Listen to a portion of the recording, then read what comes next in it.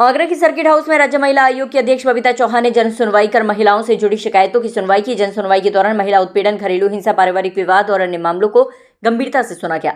सुनवाई में city magistrate, ACP Haripal, विभिन्न विभागों के अधिकारी, जन सूचना अधिकारी और जनपद के अलग अलग थानों से आए पुलिस अधिकारी मौजूद रहे। शिकायत लेकर पहुंची महिलाओं की समस्याओं पर आयोग अध्यक्ष ने संबंधित अधिकारियों को तत्काल कार्रवाई और समयबद्ध निस्तारण के निर्देश दिए।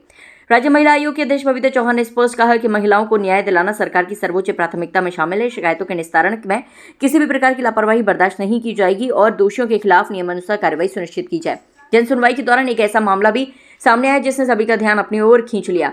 75 वर्षीय एक वृद्ध महिला अपने पति की शिकायत लेकर आयोग के समक्ष पहुंची। महिला ने आरोप लगाया कि इस उम्र में भी उसका पति दूसरी शादी करने की तैयारी कर रहा है। मामले को गंभीरता से लेते हुए आयोग अध्यक्ष बबीता चौहान ने तत्काल संबंधित व्यक्ति को तलब करने और पूरे प्रकरण की जांच कराने के निर्देश दिए। महिला आयोग की इस जनसुनवाई में बड़ी संख्या में महिलाएं अपनी समस्याएं लेकर पहुंची, जहां उन्हें न्याय का भरोसा दिलाया गया और संबंधित अधिकारियों को आवश्यक दिशा निर्देश जारी किए गए। ये मेरे हस्बैंड कभी बनी नहीं, उनका कैरेक्टर बहुत ज़्यादा खराब था। जो भी भाई लगती थी घर में वो किसी भाई को नहीं छोड़ते थे। तो फिर मैं 2013 से तो बिल्कुल अलग रहती हूँ और 23 साल से मेरा कोई संबंध नहीं है उस आदमी से। मेरे 4 बेटे भी बड़े अच्छे थे, जब शादी हुई तब बेटे भी अलग हो गए सब। जो भी मेरे पास था वो सब लगे बच्चे मेरे। हस्बैंड का था मैंने 5 पैसा रखा, मेरे पास 1 रुपया नहीं है खाने के लिए।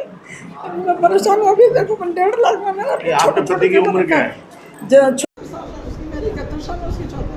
74 साल। तो आप कह रहे हैं कि वो दोबारा शादी करने जा रहे हैं? हाँ, कहता शादी करूँगा। उसने रखी भी रखी है, इंदौर में है। उसको इसने इंदौर में रहता था पहले, ट्रांसफर इंदौर में था, तो इसने अपने ATM का कार्ड भी दे रखा है उसको। उसके लिए पैसा डालता है, उसको 2000 रुपये लेके आया अपने यहाँ। तो बोलता है कि मैं इसको रखूँगा, ये मेरे वाला तब तो मेरे वाला।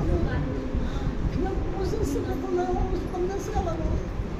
नहीं तो अब आपको कैसे पता चला कि वो 74 साल की उम्र में दूसरी शादी करने जा रहा है? मेरे बेटे ने बताया। एक बेटा है मेरे को ज़्यादा परेशान करता है, इसलिए बेटा कह रहे हैं कि पिताजी शादी कर रहे हैं। हाँ, कि पापा दूसरी शादी कर रहे हैं। तो मैंने कहा तेरे बाप जब करेगा शादी, जो भी कुछ है वो उसको मेरा नाम करना पड़ेगा उसको, क्योंकि मैंने बनाया ये। जब मेरा आदमी 6000 कमाता था तो मैं 20,000 कमाती थी। चूड़ी की दुकान थी मेरी, ऊन की दुकान थी मेरी, इलेक्ट्रिक चप्पल की दुकान थी मेरी। जब वो 6000 कमाता था तो मैं 20 कमाती थी। आज वो लोग कहते हैं कि पापा का पैसा है और तुम्हारा कुछ नहीं है। आप अकेले रह रहे हैं? अकेले रहती हूँ मैं। अच्छा, ठीक है। आज आप मुलाकात हुई आपकी बबीता चौहान जी से, क्या उन्होंने आश्वासन दिया? क्या आश्वासन दिया? मैं तो यही चाहती हूँ कि मेरे को खर्चा दिया जाए, जो मेरा बनता है वो खर्चा दिया जाए। मुझे जो है मेरे अकाउंट में दिया जाए, मुझे भीख नहीं मांगनी पड़ेगी। जब भी जाओ तो कहता है आगे भीख मांगने, आगे भीख मांगने। यार मेरे को शादी से कोई ऐतराज आपको? दूसरी शादी वो कर रहे हैं? क्यों करेगा?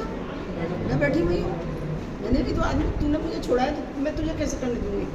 मैं नहीं करने दूँगी। लगभग 70-75 एप्लीकेशन हमारे पास हैं और जो अभी हमारी सुनवाई चल रही है। बीच में अभी देखा तो तरह तरह के केस हैं, जिसमें घरेलू हिंसा के बहुत केस हैं। और मुझे लगता है कि समझौते की भी बात होती है और समझौते में भी काफ़ी सारे केस ऐसे निपट जाते हैं, क्योंकि जो छोटी छोटी सी दिक्कतें होती हैं उन पे कुछ कार्रवाई होती है, कुछ से वो संतुष्ट नहीं होती हैं या कुछ अपनी बात को रखने में सक्षम नहीं हो पाते हैं, तो इसलिए वो उन केसों को थोड़ा बढ़ते जाते हैं। पर मैं आपको ये बताना चाहूँगी कि मेरे जब भी जन सुनवाई होती है और जितने भी पुराने केस होते हैं, जैसा आज भी मेरे पास रिपोर्ट है जो मेरी पिछले महीने में सुनवाई हुई है, हर केस का निस्तारण होता है। तो अभी मेरे पास एक केस आया। ऐसे केस कई बार बड़े विचित्र लगते हैं कि एक महिला है, उनकी शादी को 52 साल हो गए और 52 साल के बाद पति दूसरी शादी करने के लिए उनको अल्टीमेटम दिया है और कहा है कि भाई मैं तुम अपने घर में नहीं रखूंगा क्योंकि मैं दूसरी शादी करना चाहता हूँ। तो इसलिए उनके पति को यहाँ बुलवाया गया है। मुझे समझ में नहीं आता कि लोगों को हो क्या रहा है। इस तरह के अजीब से यहाँ केस आते हैं कि जिसमें कहना कुछ भी ऐसा नहीं बता सकती कि किस तरह के केस यहाँ हैं, क्योंकि किसी भी तरह के आजकल कोई भी केस आ रहे हैं। मैम, अक्सर देखा जाता है कि जो पीड़िता होती है पहले से ही कई सारे केस दर्ज करा देते हैं, उसके बाद यहाँ आते हैं कहते हैं कि समझौता करा दो। देखिए, बिल्कुल सही बात है ये, क्योंकि अभी भी हमारे पास ऐसी कई सारी एप्लीकेशंस आई हैं कि जिसमें वो बहुत, क्योंकि आजकल मुझे लगता है कि लोगों के पास कुछ पेशेंस भी नहीं है कि घर में थोड़ी सी लड़ाई झगड़ा हुआ और वो फटाफट थाने पहुंच गए, फिर उसके बाद वो सोचें कि थाने के बाद पूरे परिवार के भी नाम लिखवाने के बाद या कुछ भी कि हम समझौता करके हम वापस उस घर में जाएं। तो मुझे लगता है कि थोड़ा पेशेंस से काम लें। मैं आपके माध्यम से भी सबसे कहना चाहती हूँ कि थोड़ा अगर कार्रवाई कर रहे हैं या कार्रवाई करने में आपको लगता है पुलिस की कार्रवाई के बाद मुझे लगता है कि किसी भी समझौते की संभावना कम रह जाती है। तो मैं तो यही कोशिश करती हूँ कि पहले वो आपस में बैठें अपने परिवार के साथ बैठें, दोनों परिवार बैठें, दोनों हस्बैंड वाइफ बैठें और जो भी समस्या, उन समस्याओं का निस्तारण करें, जिसमें 4 लोग बाहर के होंगे, मैं भी होंगे अगर मेरे सामने भी, क्योंकि बहुत सारे केस ऐसे होते हैं कि जो मैं आए दिन अपने ऑफिस में बैठ के निपटवाती हूँ, जिनकी संभावना ये लगती है कि ये केस अब ये दोनों मिल ही नहीं पाएंगे, ये हस्बैंड वाइफ एक साथ रह ही नहीं सकते।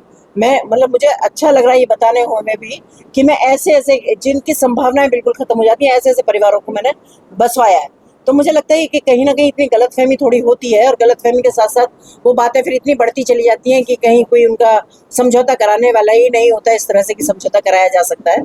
तो इस तरह के भी बहुत केस आए हैं, हमने समझाया भी उन्हें कि उनका तुम खिलाफ कार्रवाई कराओगे इतने पुलिस की तो कैसे समझौते की संभावना होगी। मैम 10 में से ऐसे तो कितने केस आते हैं जो पुलिस कार्रवाई से लेकिन सब सुनवाई लोग इसके देखिए क्या है कि पुलिस का भी एक प्रोसीजर है कि जब उनके पास एप्लीकेशन आई तो उनको थोड़ा वक्त चाहिए, लेकिन जब कोई आदमी पीड़ित होता है और जिसके साथ परेशानी होती है वो सोचता है कि अगर मैंने आज एप्लीकेशन दी है तो मुझे कार्रवाई आज ही चाहिए, पर यह शायद संभव नहीं है पुलिस के लिए भी, क्योंकि उनको भी थोड़ा एविडेंस भी चाहिए होते हैं, थोड़ा इन्वेस्टिगेशन भी चल रहा होता है।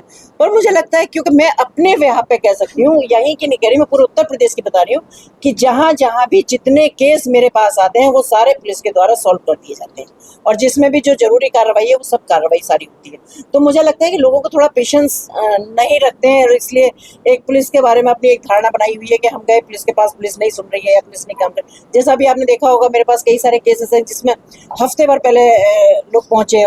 अच्छा, दूसरा क्या है कि कोई वारदात हो गई, उसमें पोस्टमार्टम ही नहीं कराया, कहने के साथ पुलिस का प्रेशर, वो उसका दबाव था घर वालों का, तो पोस्टमार्टम नहीं होने दिया। तो थोड़ा इस वक्त फिर पुलिस की थोड़ी स्थिति ऐसी हो जाती है कि भाई अब हम इसमें कैसे आगे कार्रवाई करें, कि जब वो तो कह रही है कि मर्डर हुआ है या मर्डर किया है किसी ने, लेकिन क्योंकि आपने मेडिकल भी नहीं कराया उसका और कर दिया, तो इसमें थोड़ा इन्वेस्टिगेशन में थोड़ा टाइम लगता है। अदरवाइज ऐसा नहीं है, पुलिस जितने भी चीज़ें होती है सब में कार्रवाई करती है।